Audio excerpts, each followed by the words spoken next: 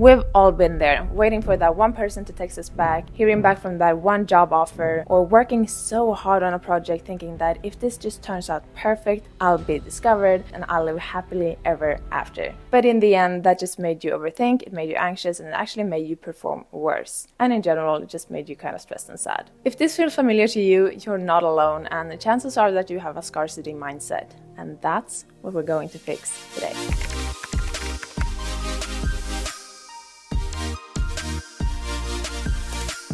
Hi and welcome back to the Visionary Podcast. My name is Ylva Sands and I am so happy to have you here. So this episode will actually be a little bit shorter for the sole reason that it's quite a simple concept and I don't want to drag it out longer than it has to be. So speaking from my own experience, I used to be so incredibly perfectionistic, rereading every single text before I sent it, spending hours on details in projects that didn't really matter, and overthinking everything I posted online, thinking that if I didn't get it exactly right, I'd never reach success. And this can be boiled down to several different things. It can be perfectionism, a scarcity mindset, limiting beliefs, whatever you want to call it. But if you ask me, I think the main problem is that we often get tunnel vision and lock in too much on one certain thing to bring us happiness. We think that this one person or this one job or this one opportunity will finally make us happy. But the truth is that nothing will come to save you, and the only thing that can make you actually enjoy your life is you. In fact, if you derive your sense of fulfillment from only one source, you're giving your power away. Power that could have been used to help people or better yourself or make yourself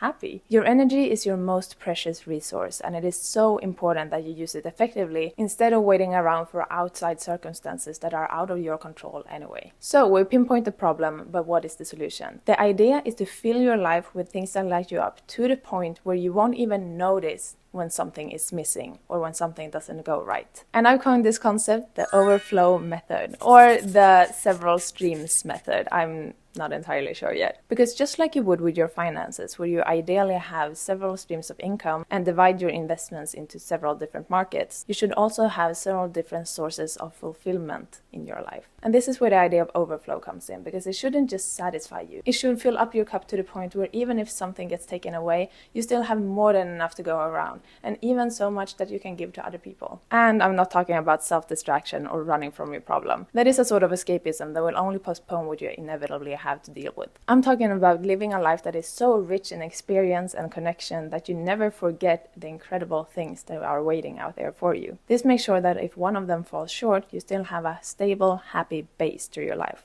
Now, your personal sense of fulfillment, of course, looks different from every individual person. Some people feel fulfillment from doing well in their career. Some thrive on creativity and self-expression.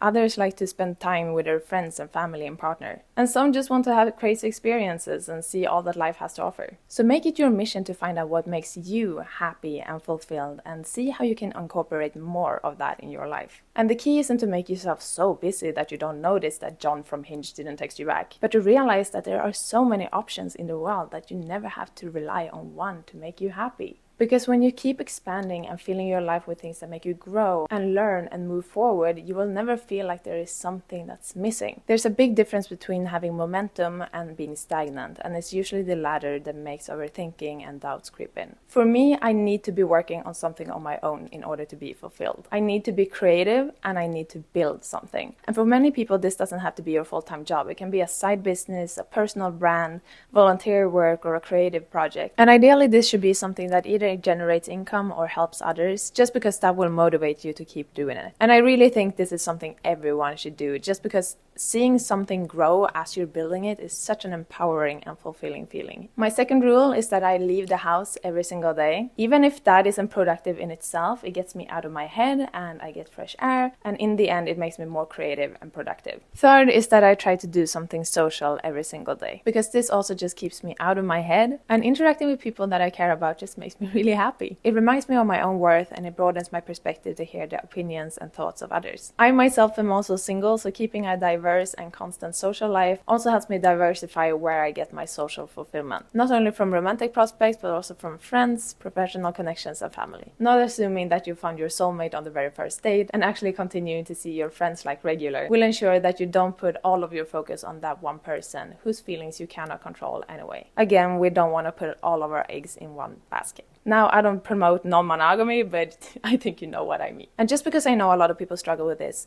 your life should be so full and interesting that people have to actively take action in order to be part of it. You're so engrossed in your own journey and your own story that you don't even notice if that guy or girl didn't text you back. And if they're not making an effort to get to know you at this point, they're missing out and there's something wrong with them. For fitness and health, I just do whatever makes me feel good, to be honest, but I like to make it into a little bit of an event. So maybe going to Pilates class or going for a walk with friends. It gives you a proper slot in your schedule and actually becomes an experience rather than just a routine that you have to do. And of course, like I hinted at before, the same goes for financial dependence. Make sure that you're not only dependent on one source of income, especially if it's tied to another person, say your partner. Make sure to build skills and gain knowledge on how to create multiple streams of income to make sure that even if a job or a relationship doesn't work out, you're not sitting in a bad position. And this will contribute to keeping your mind at peace. And like I said, keeping your life full in this way is a great way to keep you from overthinking and constantly getting you new experiences and wisdom and making you grow as a person. But it shouldn't mean that you're constantly overexerting yourself or stressing you out because your schedule is too full. So making time for yourself is equally important. To recover, to rest, to look inwards and reflect. Now, I'm not going to tell you to do the cliche face mask and manicure, self-care Sunday kind of thing, but finding things that make you feel rejuvenated and pampered and working them into your schedule like a little event. A weekly or nightly ritual perhaps just gives you something to look forward to. So another reason I love this concept or method or whatever you want to call it is because not only will this approach to life make you happy, it will also extend your life because time feels longer when you're constantly bringing in new experiences and new lessons. And furthermore, it will make you a much more interesting person to be around. As you are sharing your experiences and passions with other people, you are inspiring them to pursue their own. And by living a full and self-led life, you're building personality and you're building character and you grow more confident in yourself, all of which are incredibly inspiring and attractive traits that will draw more people to you. So, to wrap it up, it's become a little bit of my motto, but ask yourself, what do I actually want? And start moving towards that. Because trust me, what you want was planted in you for a reason. And as you start pursuing it, you will start attracting like-minded people and people that want to help you and join you on your journey. And don't be afraid to do things that could be deemed a little bit unpractical. Book the trip, start a business, post the content, audition for the role, add a little drama to your life, do it for the plot. Because in the end, the plot is what you will be remembered for. And the things you do every day, that is your life. So when an impulse like this comes to you, don't think too much about it. Just treat it as, let's see what happens. So I know this episode was a little bit shorter and also kind of more chill because I didn't have a proper script, if I'm being honest. But it's something I've been thinking about lately and I wanted to share because hopefully it can help someone else out there. So that being said, this is the end of the episode and I appreciate you so much for being here, whether that was on audio or video. If you haven't already, subscribe on YouTube and Spotify